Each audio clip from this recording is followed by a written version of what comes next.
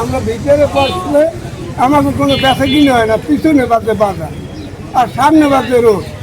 কারণ এই সামনে আবার মুদির দোকান করছে সামনে, এই পরে বাজে পুরান বাজার, এই কাঁচামালের বাজার, পরে কাঁচামালের বাজার পড়ছে, সামনে পড়ছে মুদির দোকান।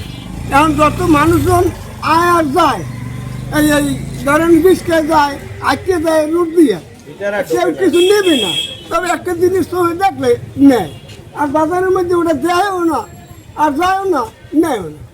আচ্ছা, আপনি বাইরে বসানোর জন্য কোনো টাকা পয়সা দেন কিনা? বাইরে বসার জন্য কোনো টাকা পয়সা দেয় না, আমি বাজারে বইতে পারি না, দেখে 10-20 টাকা দেই এই খাজনা টাকা।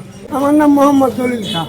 পয়সা না আমরা সিটি কর্পোরেশন টাকা কোথাও দিকে সিটি কর্পোরেশন ডাক দিচ্ছে না, সেই জন্য আমরা একটা খাজনা নিই বাজার থেকে। এই আর এইগুলো সম্পূর্ণ ভারত কথাবার্তা, মানে লস হইতেই থাকে, আমাদের সংসার চলে না, যার ফলে আমরা রাস্তায় আসলে টুকটাক আমরা চলতে পারি। ইজাদাররা বলছি যে আমাকে তো চলে না, তোমরা বলছে তোমরা রাস্তায় নামো না, আমরা বলছি যে আমরা আপনাকে মুখের দিকে তাকায় থাকলে আমাকে পেট চলবে না, আমরা রাস্তায় বসলে আমাদের কিছু চলে, যার ফলে আমরা রাস্তায় নামছি। আমরা রাস্তায় বসি, বাজারে ইজাদাররা তাদেরকে কিছু খাজনা দেওয়া লাগে, সেই খাজনাটা আমরা রাস্তার থেকে আমাদের নেয়, আমরা যা দিই ওই পরিমাণেই তারা নেয়। আমাদের ব্যবসা ভালো না, তারও কম নেয়। এই ইজারা নেওয়ার নামে একটি পক্ষ নাকি আপনাদের কাছ থেকে চাঁদা নেয়, এই বিষয়টা কতটা সত্যি?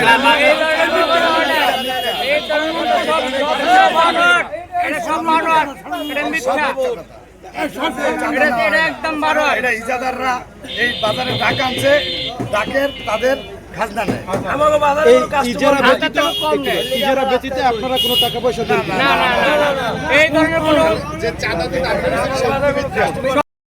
যখন বরিশাল বাজারে ডাকতে নেই, তো ডাকতে অ্যাকচুয়ালি পাইছিল আমাদের এক বড় ভাই আসাদুজ্জামান মারুফ ভাই, তার কাছ থেকে আমি এটা সাবলিজ দিই। সাবলিজ দেওয়ার পরে এই বাজারটা আমি আর কি খাজনা সব উঠাই। এখন বাজারে যারা ব্যবসায়ী আছে তারা প্রতিনিয়ত এখানে ব্যবসা করে রাস্তায়, আমরা ইজারা পাওয়ার পরে তাদেরকে আমরা অনেক জোর করে অনেক রিকোয়েস্ট করে বাজারের ভিতর বসাইছি, কিন্তু বাজারের ভিতর কাস্টমার না থাকার কারণে এরা বাজারে কোনো কাস্টমার পায় না, তারা মাছ এবং তরিতরকারি সব নষ্ট হয়ে যায়। এই জন্য তারা আমাদেরকে রিকোয়েস্ট করছে যে ভাই আমরা আর পারতেছি না, আমাদের পেটে লাথি মেরেন না, আমাদের এখন বাইরে বসার অনুমতি দেন, আর নাহলে কিন্তু আপনাদের না বললে আমরা বাইরে বসে আমরা ব্যবসা করবো। তারপর আমরা বলছি ভাই আমরা যে এত টাকা দিয়ে খাজনা এই মানে বাজার আনছি, এই খাজনা যদি আমরা না পাই তাহলে আমাদের অনেক লস হবে। আর আমরা এটা সেন্ট্রাল সিটি কর্পোরেশনে নক করি। সিটি কর্পোরেশন নক করার পরে সিটি কর্পোরেশন আমাদেরকে বললো যে ভাই বাহির থেকে টাকা উঠানোর কোনো এখতিয়ার আপনাদের কারোরই নাই, আর ফুটপাতের ভিতর ব্যবসা করারও কোনো পারমিশন সিটি কর্পোরেশন কাউকে দিবে না।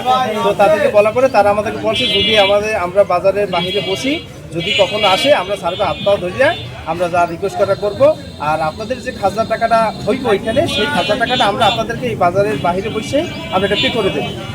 আর যে কি একদিন বা 2 দিন আগে একটা নিউজ আসছে যে বিএনপির নাম ভাঙিয়ে চাঁদা দেয়, এটা আসলে সম্পূর্ণ মুখ বানানোর কথা। কোনো কুচক্রী মহল আমাদের বিরুদ্ধে ষড়যন্ত্র করিয়া এই ঘটনাটা রটাইছে। আমি তীব্র নিন্দা প্রতিবাদ জানাই। বর্তমানে বরিশাল বা পুরান বাজারের ইজারাদার নাম আমার সুলাইমান। মিথ্যা কথাটা, আমরা কোনো চাঁদা দিই না, কেউ আমাদের কাছ থেকে চাঁদা নিতে আসে না, কিন্তু আমরা তো এমনি মরা, আমাদের বাজারে কোনো ব্যবসা কিনে নেই, সবজিটা আছে, আমরা দোকান নিয়ে শুধু খালি বসে থাকি।